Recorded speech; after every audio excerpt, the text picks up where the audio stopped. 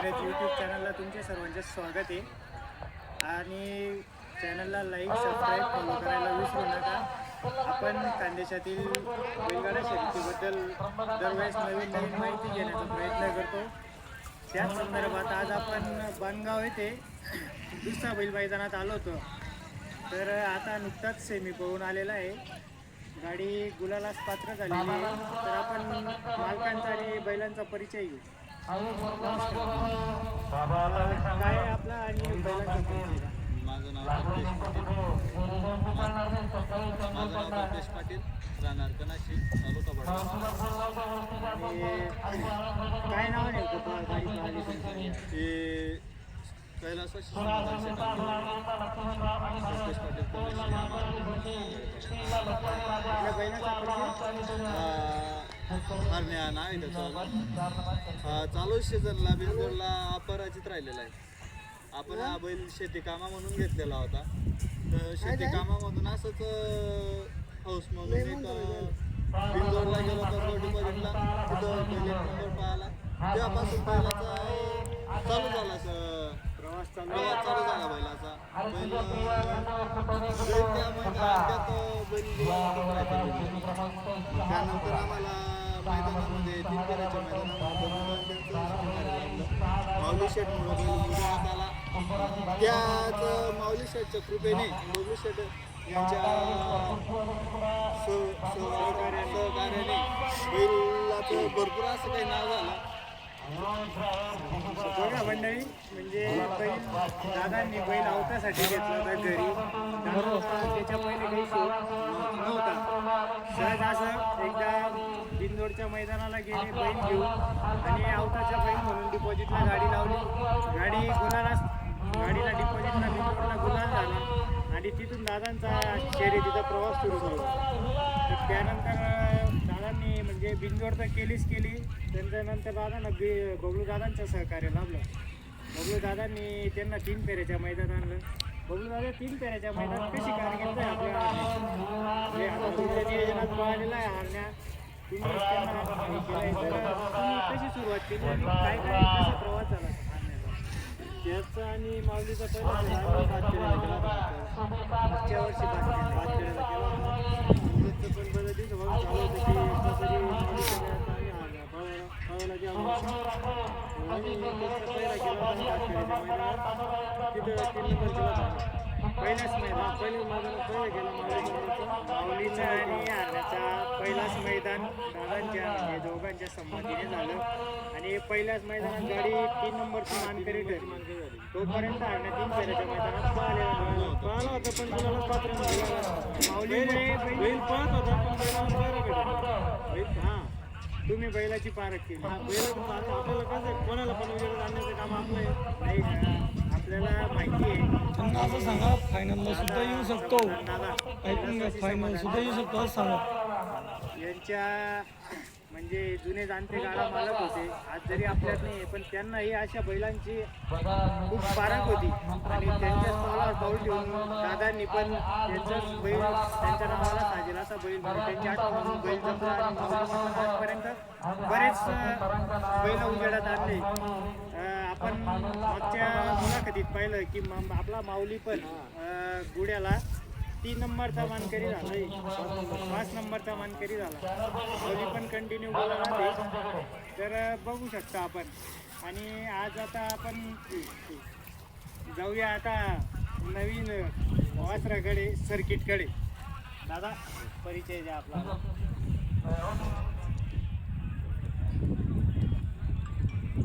परिचय द्या. मी महेश पाटील हे आपलं सर्किट वासर आहे. तुम्हाला सांगू परिचयाची तसं पाहिलं तर काही गरज नाही आहे.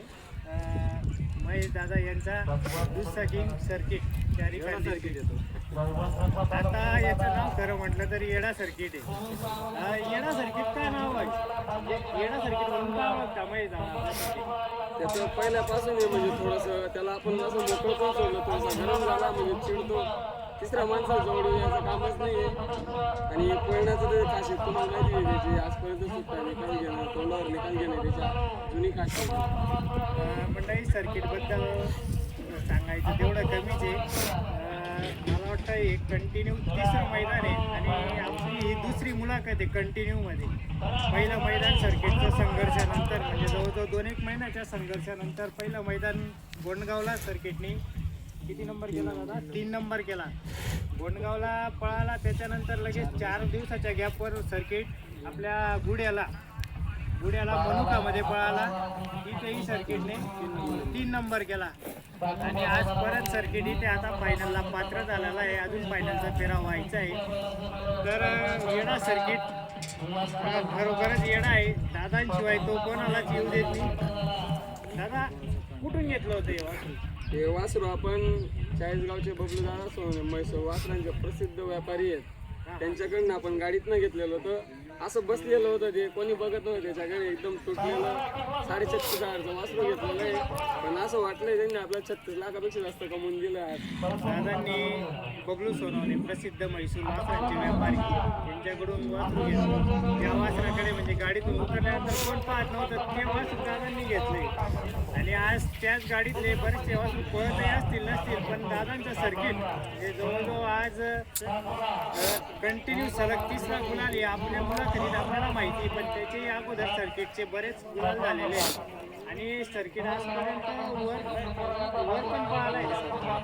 तर कुठे पळालाय साताऱ्याला 27 तिसरी चिखलीचा तेजा नाही का, मथुरसोबत तेजासोबत पळाला आहे. संजय शगर त्यांचा मजूरसोबत पळाला आहे. भरपूर असे बघा मंडळी, आज सचिन शेट गरज यांच्या नावाने आणि त्यांच्या महिलाच्या गळ्यात पण सर्किट शेट आलेलं आहे. बरीच मोठी म्हणजे खूप कमी वयात नाव चांगलं केलेलं आहे सर्किटने.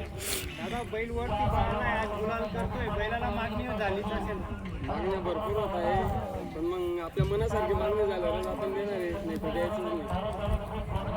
काय अपेक्षा आहे तुमची तशी? आपल्याला जास्त काही अपेक्षा नाही, फक्त 10 लाख रुपयाची अपेक्षा म्हणजे करावंच लागतं.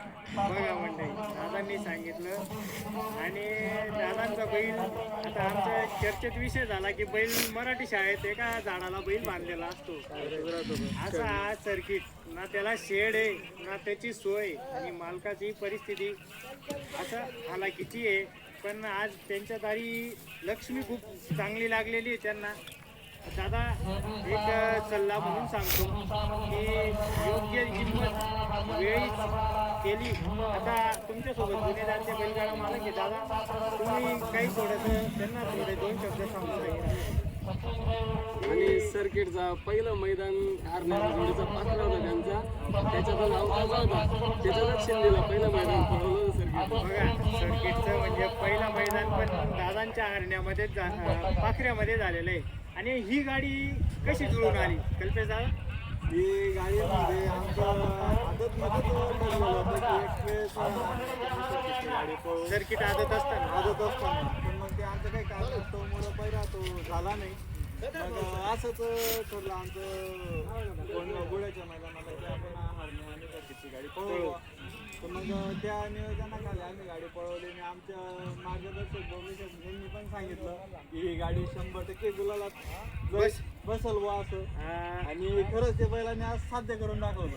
त्यांनी 2 दिवसा पहिले स्टेटस पण ठेवलं होतं, जर नशिबाने साथ दिली तर स्टेटस पाहिलं होतं की नशिबाने साथ दिली तर हरण्याला पुढच्या मैदानात आता हरण्याचाही थोडासा संघर्षमय प्रवास होता. भरपूर संघर्ष केला. बऱ्याच दिवसापासून हरण्याला म्हणजे बैल लागत नव्हता किंवा कुठेतरी मालकाचं नशीब किंवा बैलाचाही एक बॅड पॅच येतो त्यामध्ये चालू होता. पण आज दोघं मालकांनी आणि त्यांच्या जुन्या संबंधांनी म्हणजे सर्किटला आज खूप मागणी आहे म्हणजे पहिऱ्यासाठी, पण त्यांनी जुनी जाणीव ठेवून ज्यावेळेस सर्किट उजेडात म्हणजे बघा तुम्हाला मी पहिरा दिलाय तर माझा पहिरा फिक्सच राहील तुमच्या पहिला 4 दिवसात तुम्हाला सांगतो मी. माझा एक घरचा बैल आहे हिंदकेसरी बाबा, त्या बाबात सर्किट आज पडणार होता, म्हणजे त्यांचा पहिला नव्हता, मग ते बोलले की आपण सर्किट त्याची गाडी आणू. पण ते जसे माझ्या जवळ ते देखील माझ्या जवळचे, मी त्यांच्या नावावर गाडी पळवतो. आधारस्तंभमध्ये बाबाचा फोटो होता माझा सगळं. विषय एवढा शब्द दिला होता, मला सांगितलं होतं की तुम्हाला मी बांधगावच्या मैदानाने बैल वासरू देईल म्हणजे सर्किट आदत असताना ज्यावेळेस उजेडात नव्हता त्यावेळेस दादांनी सर्किटला उजेडात आणलं, त्यांच्या घरचा माऊली असो हरण्या असो घालून.